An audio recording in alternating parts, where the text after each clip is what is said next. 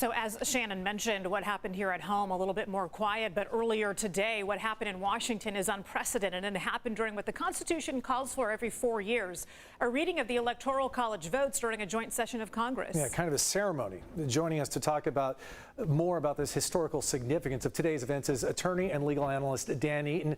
Dan, you spent a lot of time yourself in D.C. I'm pretty sure you worked on Capitol Hill. As an American who spent time there and was a part of this process, how does today make you feel? Sad. You can only use that word. It's a very sad day. This is not the way the process is supposed to work. As you use the word ceremonial, this process is really supposed to be strictly ceremonial. It usually doesn't take any longer than 45 minutes at the outside to do this, and that's only because we have so many jurisdictions that have to be named and their electoral votes counted. This is not the way it's supposed to be.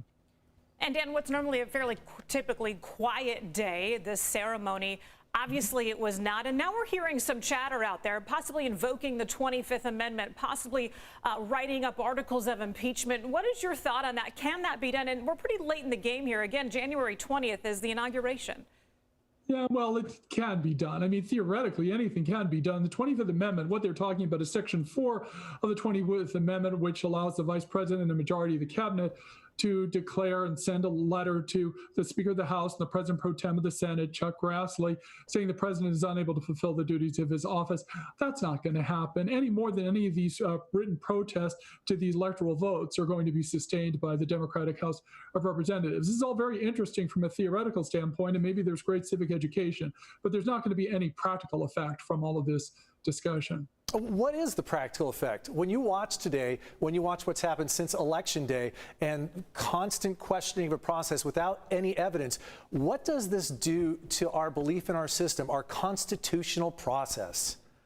Well, and that's a wonderful question because obviously it suggests that for a country that prides itself on its democratic principles, we have a problem practicing what we preach. The question really, Carlo, is whether this is going to do any kind of durable damages. We're hearing from world leaders like Boris Johnson saying, what in the world is going on Capitol Hill?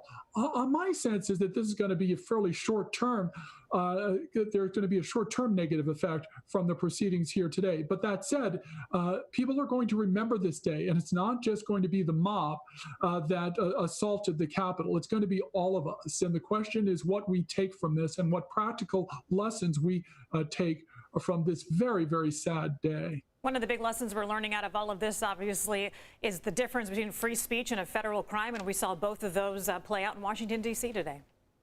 Well, that's exactly right. Robust protests like we saw here in San Diego, not to get all high horse on that, is perfectly appropriate. But this is approaching seditious conspiracy, and that is the seizure of federal property improperly. And that's a real problem. You heard the word accountable. There are going to be prosecutions arising from this. This is not who we are as Americans, and this is not the way the Electoral Count Act or the Constitution is supposed to play out in what is really a purely ceremonial act of counting and declaring the winner of the presidential election, which has already been certified by the electors in the several states. Dan, we're out of time, but just a quick question. Does this show how strong our Constitution is and our form of government, or does this show cracks in it? And again, we don't have much time left. I think it shows how strong our Constitution and our laws are. America, God mend thine every flaw, confirm thy soul in self-control, thy liberty and law. At the end of the day, the Constitution will stand, and so will the Republic. Constitutional law expert Dan Eaton, we appreciate your time and your expertise. Thank you. Thanks, Dan. Good to be with you.